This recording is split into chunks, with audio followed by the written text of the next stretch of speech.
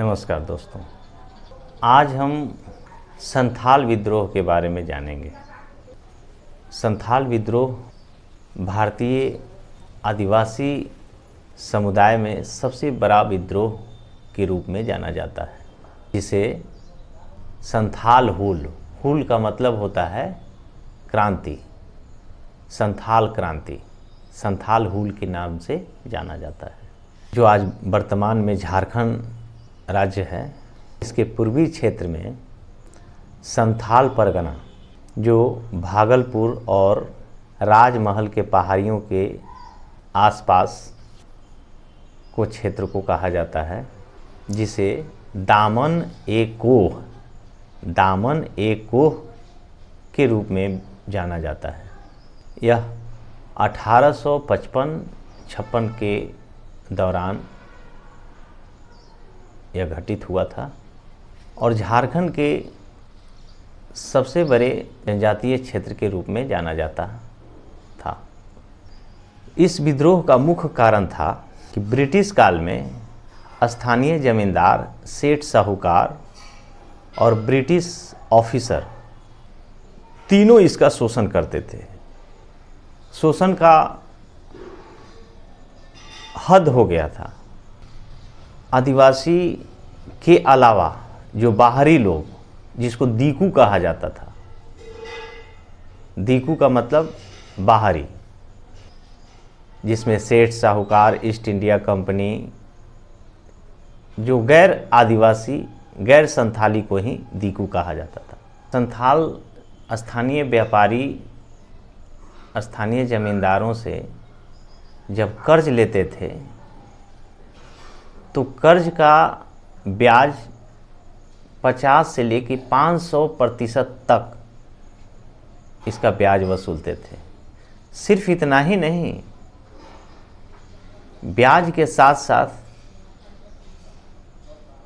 हराई भी लेते थे। हराई का मतलब बिना मजदूरी के निजी काम करवाना। हालांकि आदिवासी लोग पढ़े लिखे नहीं होते थे, कितना ब्याज ले रहे हैं, कितना धन कर्ज के रूप में लिए हैं, इसका कोई लेखा जोखा, हिसाब किताब खुद नहीं रखते थे। लेकिन व्यापारी मनमाने ढंग से जो कह दिया सो करना है, ऐसे उनका शोषण होता था और उनसे जालसाजी करके तय राशि से ज़्यादा वसूलते थे। यहाँ तक कि उनके जो जंगल के ज़मीन थे वो भी हड़प लेते थे। ज़मीन हड़प लेना आम बात थी। जब इसकी शिकायत प्रशासन और पुलिस के पास जाते थे तो उल्टे इन्हीं लोगों को जेल में डाल दिया जाता था। ब्रिटिश सरकार ने वर्धमान भागलपुर रेल परियोजना के लिए लाइनें बिछाई जानी शुरू की और इसके लिए मजदूर के रूप में संथालों को जबरन भर्ती किया गया, कम मजदूरी पर। इस घटना ने संथाल विद्रोह का तत्कालिक कारण बना और इसी विद्रोह के पृष्ठभूमि में संथालों ने दरोगा महेश लाल दत्त और प्रताप नारायण की हत्या कर दी। इसी के साथ संथाल की हुल शुरुआत हो गई।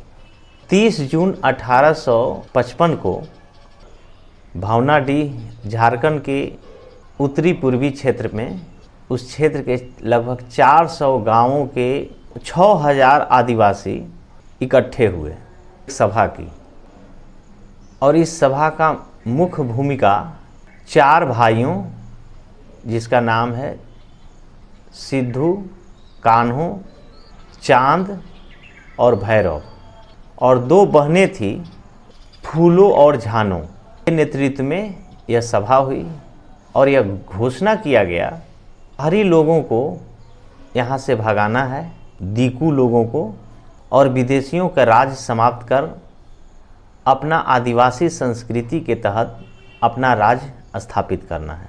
इसके लिए विद्रोह किया जाए।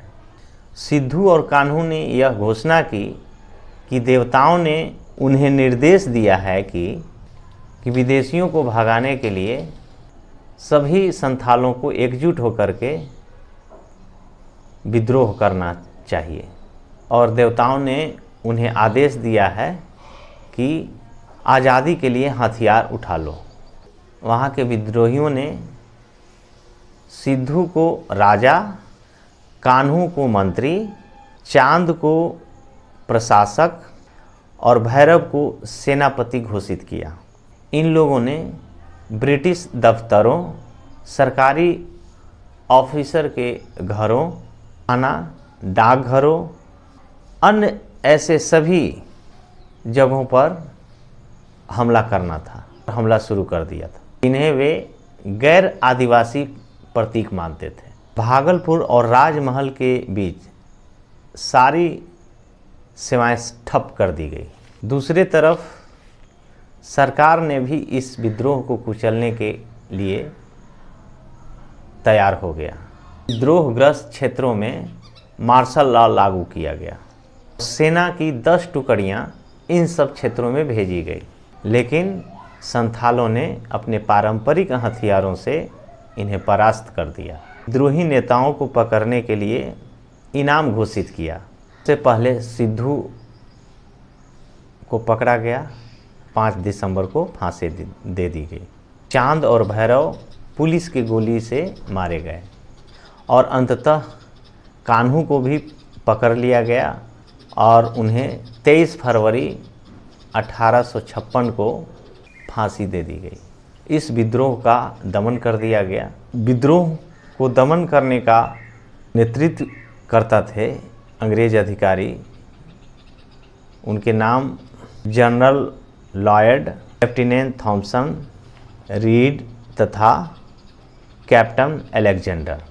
हालांकि संथाल विद्रोह को दमन तो कर दिया गया, लेकिन यह झारखंड के इतिहास में, जनजातीय इतिहास में अमर हो गया और ये अपना एक महत्व रखता है। इस विद्रोह ने आदिवासियों को जागरूक करने का, प्रेरणा देने का, अपने आदिवासी संस्कृति, आदिवासी हक और अधिकार को बचाने के लिए एक प्रेरणा स्रोत आज भी उनसे लोग प्रेरणा लेते हैं। जल जंगल ज़मीन को बचाने के लिए अपने आप को न्यौछावर करने का जो जज्बा पैदा करता है, यह विद्रोह आज भी प्रेरणा स्रोत के रूप में बूस्टर का काम करता है।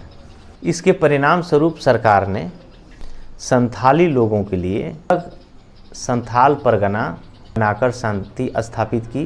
दुमका, देवघर, गोड्डा और राजमहल उप जिला बनाए गए।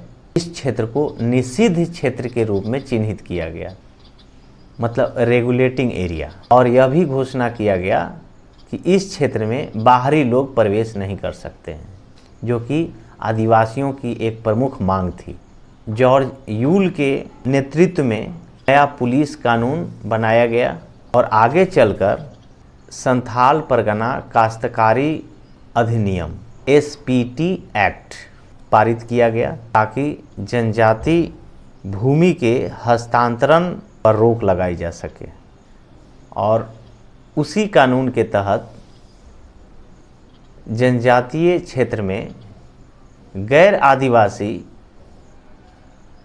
उसके संस्कृति, उसके संपत्ति, जल जंगल ज़मीन में इंटरफेयर नहीं कर सकते हैं।